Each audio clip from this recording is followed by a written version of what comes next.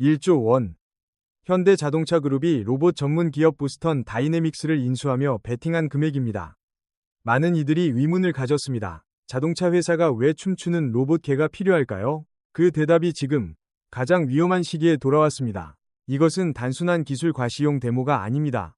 미국의 블루칼라 노동 시대가 저물고 새로운 산업 시대가 열리는 신호탄입니다. 현대차가 숨겨둔 가장 강력한 무기, 신형 아틀라스가 공개되었습니다. 도널드 트럼프 전 대통령이 다시 백악관을 노리고 있습니다. 그의 공약은 명확합니다. 모든 수입차의 관세 20%, 한국 자동차 산업에 닥친 전례 없는 위기입니다. 보스턴 다이내믹스의 신형 아틀라스를 보십시오. 인간처럼 움직이지만 더 강하고 더 빠르며 절대 지치지 않습니다. 이제 이 로봇은 실험실을 떠나 현대차의 실제 공장으로 진입하고 있습니다. 왜 하필 지금일까요? 미국의 인건비 급등과 보호무역주의라는 거대한 파도 앞에서 현대차는 기술이라는 방주를 띄웠습니다. 오늘 한국국제렌즈에서는 현대차의 생존 전략을 심층 분석합니다. 먼저 우리가 직면한 지정학적 리스크를 냉정하게 바라봐야 합니다.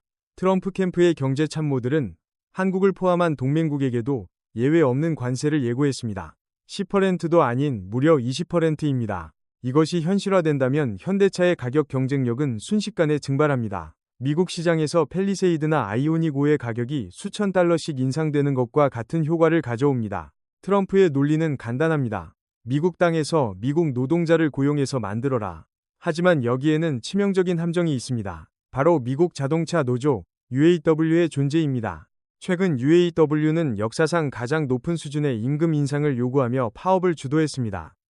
미국 내 생산 비용이 급격히 상승하고 있다는 뜻입니다. 현대차에게는 진퇴양난의 상황입니다. 관세를 피하기 위해 미국 공장을 늘리면 인건비 폭탄을 맞고 한국에서 생산해서 수출하면 관세 폭탄을 맞습니다. 이 딜레마를 해결할 수 있는 유일한 열쇠는 무엇일까요? 바로 생산성 혁명입니다.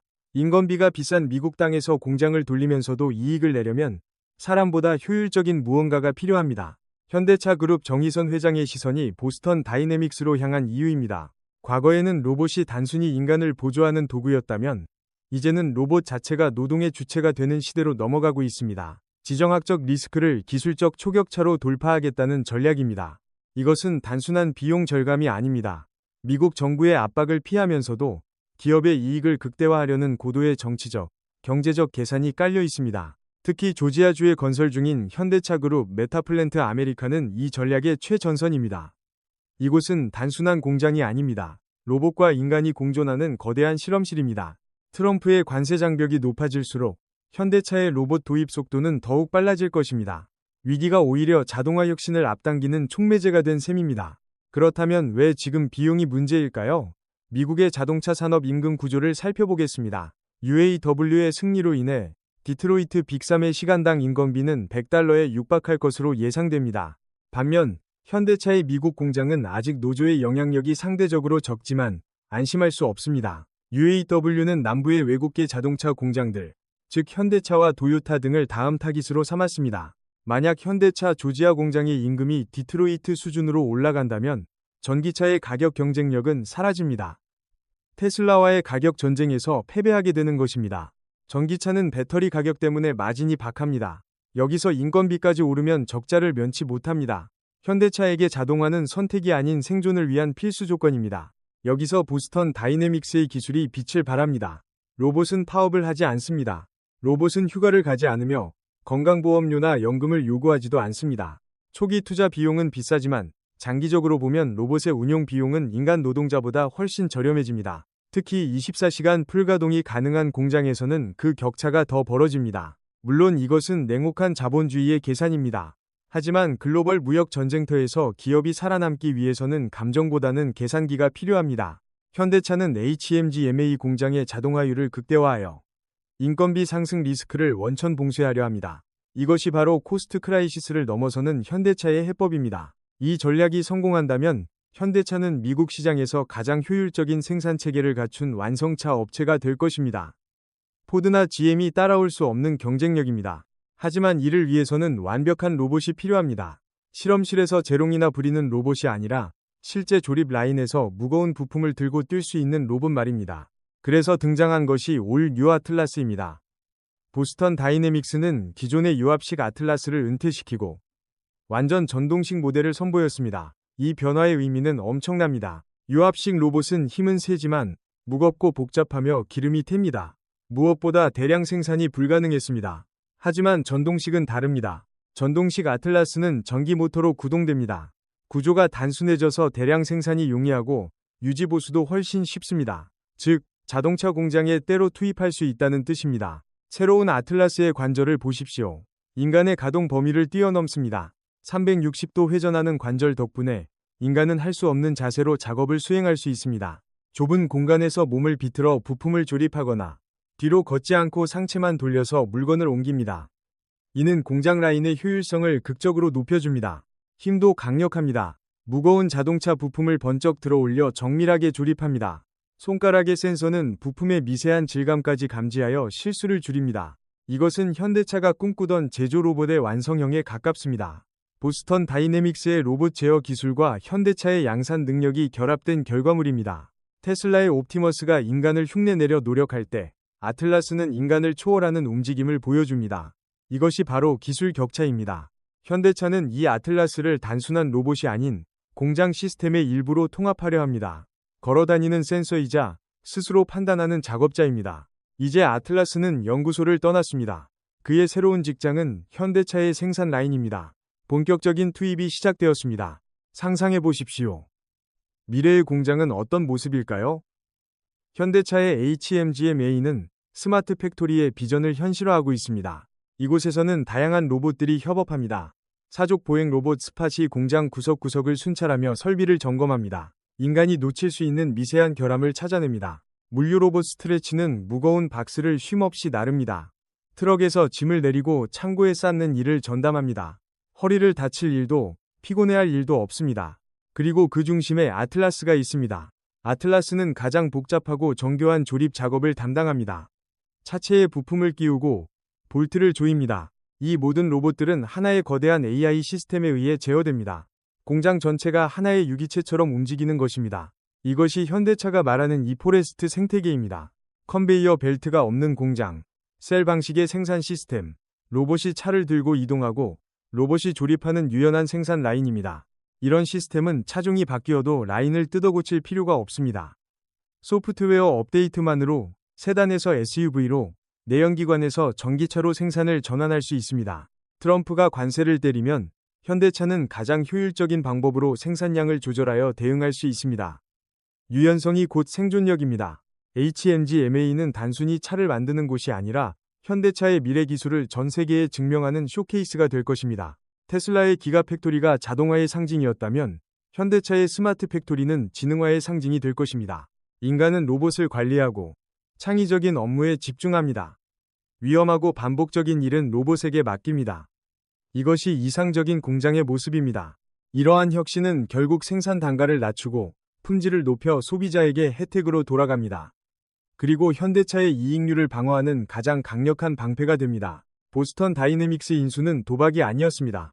그것은 미래를 위한 가장 확실한 보험이었습니다. 하지만 모든 기술혁명에는 그림자가 존재합니다. 바로 일자리 문제입니다. 로봇이 공장을 점령하면 인간 노동자는 어디로 가야 할까요? UAW와 같은 노조가 로봇 도입을 강력하게 반대하는 이유입니다. 그들은 자동화가 자신들의 밥그릇을 뺏는다고 생각합니다. 하지만 역설적이게도 로봇을 도입하지 않으면 회사가 망하고 그러면 일자리는 아예 사라집니다. 경쟁력을 잃은 공장은 문을 닫을 수밖에 없기 때문입니다. 현대차의 입장은 명확합니다. 자동화는 일자리를 없애는 것이 아니라 일자리의 질을 바꾸는 것입니다. 단순 조립공을 로봇 관리자로 전환하는 교육이 필요합니다. 인간과 로봇의 협업, 즉 코봇 개념이 중요해집니다. 로봇은 힘든 일을 하고 인간은 판단하는 일을 합니다. 이것이 상생의 길입니다. 물론 이 과정에서 갈등은 피할 수 없습니다. 트럼프와 같은 정치인들은 이 불안감을 이용해 표를 얻으려 할 것입니다. 하지만 기술의 흐름은 막을 수 없습니다. 마차를 끄는 마부들이 자동차를 반대했지만 결국 자동차 시대가 온 것과 같습니다. 현대차는 노조와의 마찰을 최소화하면서 점진적으로 그러나 확실하게 로봇 비중을 늘려갈 것입니다. 이것은 조용한 혁명입니다. 미국 내 여론도 나쁘지 않습니다. 메이드 인 아메리카 제품을 만들기 위해 최첨단 기술을 쓴다는 것은 오히려 자랑거리가 될 수 있습니다. 결국 중요한 것은 기업의 생존입니다. 기업이 살아남아야 고용도 유지할 수 있습니다. 로봇은 현대차를 살리는 구원투수입니다. 윤리적 딜레마와 경제적 현실 사이에서 현대차는 기술을 선택했습니다. 그리고 그 선택은 틀리지 않았음을 증명해야 합니다. 이제 시선을 밖으로 돌려보겠습니다. 현대차만 로봇을 만드는 것이 아닙니다. 강력한 경쟁자들이 추격해오고 있습니다. 가장 큰 경쟁자는 역시 테슬라의 옵티머스입니다. 일론 머스크는 로봇이 자동차보다 더 큰 사업이 될 것이라고 공언했습니다. 테슬라는 강력한 AI 기술을 바탕으로 로봇의 두뇌를 빠르게 발전시키고 있습니다. 하지만 하드웨어 완성도 면에서는 아직 보스턴 다이내믹스가 한 수 위입니다. 아틀라스는 수십 년간 축적된 로봇 제어 데이터가 있습니다. 넘어지지 않고 균형을 잡는 능력, 험지를 돌파하는 능력은 하루아침에 따라잡을 수 없습니다. 또한 피규어 AI와 같은 스타트업들도 맹추격 중입니다. BMW와 협력하여 공장에 로봇을 투입하고 있죠. 하지만 현대차는 그룹사라는 강점이 있습니다. 로봇을 만드는 회사와 로봇을 쓰는 회사가 한 지붕 아래 있습니다. 이는 로봇 개발과 현장 적용의 피드백 루프가 누구보다 빠르다는 뜻입니다. 공장에서 필요한 기능을 바로 개발에 반영할 수 있습니다. 이것이 바로 현대차가 가진 초격차입니다. 단순히 로봇을 만드는 기술이 아니라 로봇을 산업에 통합하는 능력입니다.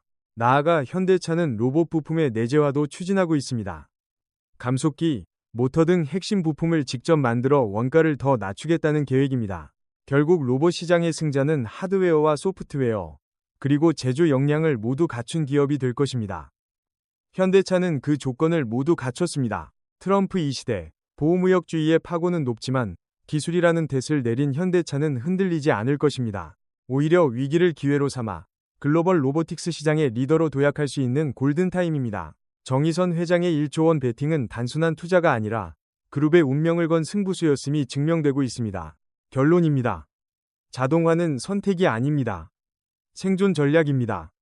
트럼프의 관세 위협은 역설적으로 현대차의 혁신을 가속화시켰습니다. 미국 조지아의 HMGMA 공장은 인류 제조업 역사에 새로운 페이지를 쓰고 있습니다. 로봇과 인간이 함께 만드는 자동차. 우리는 지금 노동의 개념이 바뀌는 현장을 목격하고 있습니다. 블루칼라의 시대가 가고 메탈칼라의 시대가 오고 있습니다. 현대차의 아틀라스는 그 선봉장입니다. 한국 기업이 이 거대한 변화를 주도하고 있다는 사실은 주목할 만합니다. 앞으로 펼쳐질 미중 무역 전쟁, 그리고 기술 패권 경쟁 속에서 현대차의 로봇 전략이 어떤 성과를 낼지 계속 지켜봐야겠습니다. 여러분의 생각은 어떠신가요? 로봇이 인간의 일자리를 위협할까요? 아니면 우리를 더 풍요롭게 할까요? 댓글로 의견을 남겨주세요. 영상이 유익하셨다면 구독과 좋아요 부탁드립니다. 한국국제렌즈는 더 깊이 있는 분석으로 돌아오겠습니다. 시청해주셔서 감사합니다.